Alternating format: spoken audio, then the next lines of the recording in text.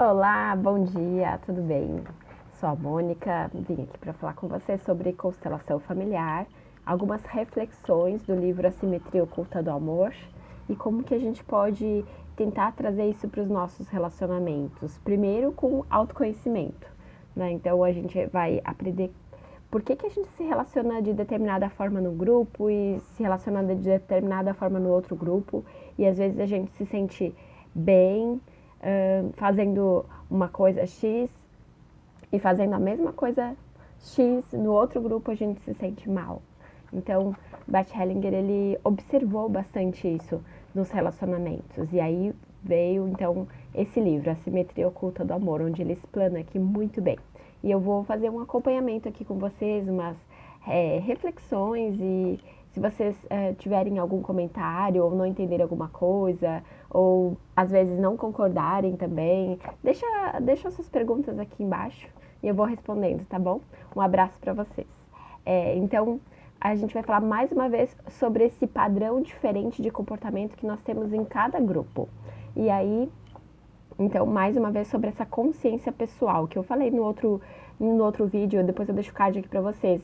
Nós temos uma consciência pessoal, uma consciência coletiva, ou sistêmica, ou familiar, e nós temos uma consciência que ele chamou que nos leva para a totalidade suprema. Então, cada vez que a gente for conhecendo um pouco mais, primeiro, dessa consciência pessoal, depois a gente vai entender um pouco mais da consciência familiar, e aí sim a gente pode ir para essa consciência da totalidade suprema, porque é ela que nos dá liberdade, uma liberdade para a gente fazer um pouquinho diferente, para a gente fazer algo da forma como a gente gostaria, porque à medida que a gente vai estudando, a gente vai aprendendo assim que a gente não é tão livre assim como a gente imagina.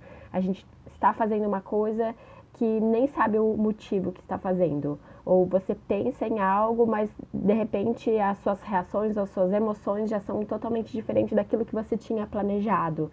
Então, é isso que nos está ligando ainda a uma consciência que a gente nem percebe. Então, a gente vai estudar sobre isso e eu gosto muito da companhia de vocês. Deixa seus comentários aqui. Então, Bert Hellinger fala que os únicos critérios utilizados pela consciência a serviço do vínculo são os valores do grupo a que pertencemos. Eu falei isso nos vídeos anteriores também, né? É uma continuidade, então por isso que às vezes repito algumas questões ou reflexões, algumas ideias aqui. Então, o que nos chama de volta para o nosso grupo, o que nos faz a gente ter mais vínculo ainda, são esses valores que a gente foi criado desde pequeno, acreditando que isso era bom, isso me fazia bem, ou fazia bem para o grupo, ou não. Então é isso que nos liga. E como eu falei antes, a gente faz muita coisa para pertencer, a gente faz coisas que a gente nem imagina, coisas do arco da velha, para a gente continuar pertencendo. Isso é muito importante. Bert Hellinger que fala então que de todas essas ordens, que hoje em dia as pessoas até falam de leis de Hellinger, leis hellingerianas, né? Que ele fala da ordem, do pertencimento e do equilíbrio, o equilíbrio entre o dar e receber. Ele comenta então que o pertencimento é isso que cria mais vínculo, é isso que às vezes nos ajuda, mas ao mesmo tempo pode ser que nos sabote também, né? Então, vamos conhecer melhor sobre esse vínculo. Então, por isso que as pessoas oriundas de grupos diferentes possuem valores diferentes. Isso ok, a gente já entende. Por exemplo, costumes de uma região é totalmente inaceitável numa outra região. Às vezes dentro do próprio Brasil, às vezes dentro do próprio estado, as pessoas fazem coisas diferentes numa cidade ou num bairro, fazem coisas diferentes no sul do país ou no norte do país, ou, por exemplo, culturas diferentes, né? O que é aceitável lá na China, por exemplo, é totalmente inaceitável no Brasil. O que é aceitável no Brasil é totalmente inaceitável na Europa. E assim vai, né? Então, essa parte já é bem mais tranquila para a gente entender. Então, ele fala muito desse contexto social, que a nossa consciência pessoal ela pode ir se alterando, o que é certo, o que é errado, o que me faz bem ou o que não me faz bem, ela vai se alterando como se ela fosse um camaleão.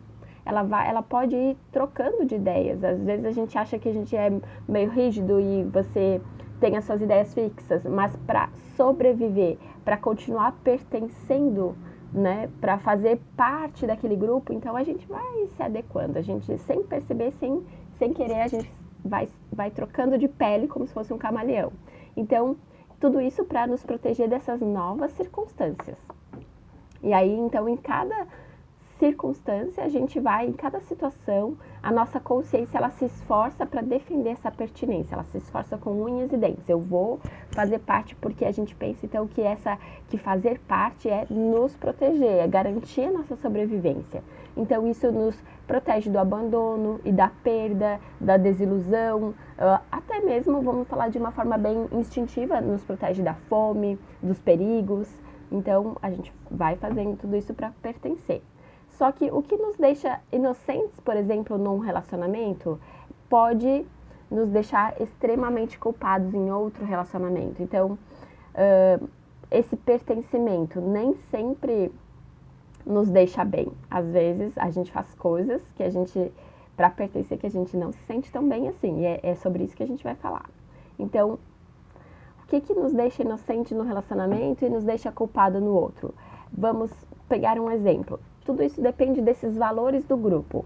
Num grupo de ladrões, é totalmente permitido roubar. E se você não roubar, você não vai fazer parte desse grupo. Já num outro grupo, por exemplo, de agricultores, um grupo qualquer, não é permitido roubar. Se você roubar, você vai ser expulso desse grupo. Pode ser da família, da comunidade, daquele bairro, daquele grupo de amigos, de pessoas com afinidades, enfim. Então, um grupo de ladrões é permitido roubar, no outro grupo de agricultores não é permitido roubar. Você vai se sentir aqui, você vai se sentir inocente, mesmo fazendo uma coisa ruim, que a gente julga que não deve ser feita, né, pelo nosso senso comum. Mas essa pessoa que pertence ao grupo, ela está de consciência tranquila. E essa pessoa, aqui no grupo de agricultores que roubou, ela vai ficar com a consciência pesada, porque aqui nesse grupo não é permitido. Então, com exemplos assim, eu acho que fica mais fácil para perceber quando que a gente às vezes se sente inocente, se sente culpado.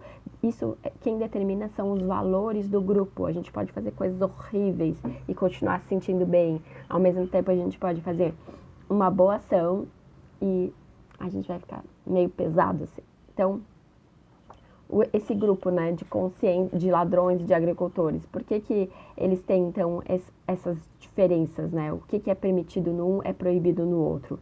Nesses dois grupos, eles experimentam as mesmas sensações de culpa e inocência. Tal coisa eu posso fazer, outra coisa eu não posso fazer. Então, eles vão sentir também como se fosse um castigo por violar essas condições do grupo, de roubar ou de não roubar. É como se fosse um castigo. Então, é um exemplo bem tolinho, bem bobinho, mas isso vai ilustrando muito mais. O que beneficia, então, um relacionamento? E que pode prejudicar o outro? Isso a gente tem que estar sempre na nossa consciência. O que pode prejudicar um aqui pode violar outro lá. A gente acha que está fazendo algo, porque nós temos vários relacionamentos, né? Durante o nosso dia, durante a nossa vida, um relacionamento com o pai é diferente do nosso relacionamento com a mãe. Então, às vezes, a gente acha que está beneficiando um, mas ao mesmo tempo a gente está prejudicando o outro. Ou a gente está beneficiando um irmão e está prejudicando o outro. Ou, às vezes, um colega de trabalho, a gente está beneficiando aqui e prejudicando ali. Então, o que beneficia e o que prejudica? E aí nós temos o exemplo, então, da própria sexualidade, que pode preencher um relacionamento aqui e pode ser totalmente prejudicial ali.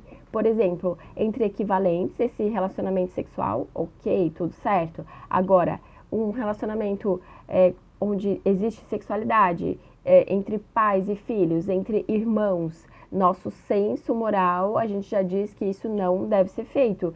Que, então, isso prejudica, as pessoas se sentem culpadas sobre isso. E o que acontece, então, quando esses vínculos de relacionamento, eles colidem uns com os outros? Aqui eu tenho um relacionamento, aqui eu tenho um outro relacionamento, um tipo de... Aqui eu me sinto inocente nesse primeiro relacionamento e aqui eu me sinto culpada nesse segundo relacionamento. Então, o que isso influencia?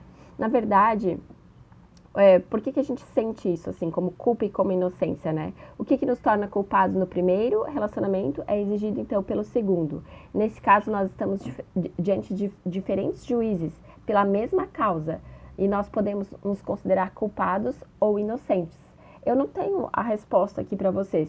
Por que nós nos sentimos dessa forma e o que a gente pode fazer para não sentir? Aqui é mais uma reflexão mesmo. O que a gente pode fazer para se conhecer melhor? Como que eu me sinto em determinado relacionamento? Como que eu me sinto no outro relacionamento? E a partir disso a gente vai criando uma consciência melhor sobre os nossos próprios desejos, sobre as nossas próprias vontades, nossos próprios relacionamentos. Esse relacionamento aqui está leve ou está pesado? Me sinto bem, me sinto mal, me sinto com dificuldade, mas eu faço algo por obrigação. Então, vamos nos conhecer melhor? É esse o meu convite para vocês no dia de hoje, tá? Então, nós podemos ser nossos próprios juízes, a gente pode se conhecer e não esperar o julgamento dos outros. A gente vai dizer o que aqui para mim serve e o que aqui para mim não serve, tá bom? Então, um abraço para vocês e até o próximo. Beijão!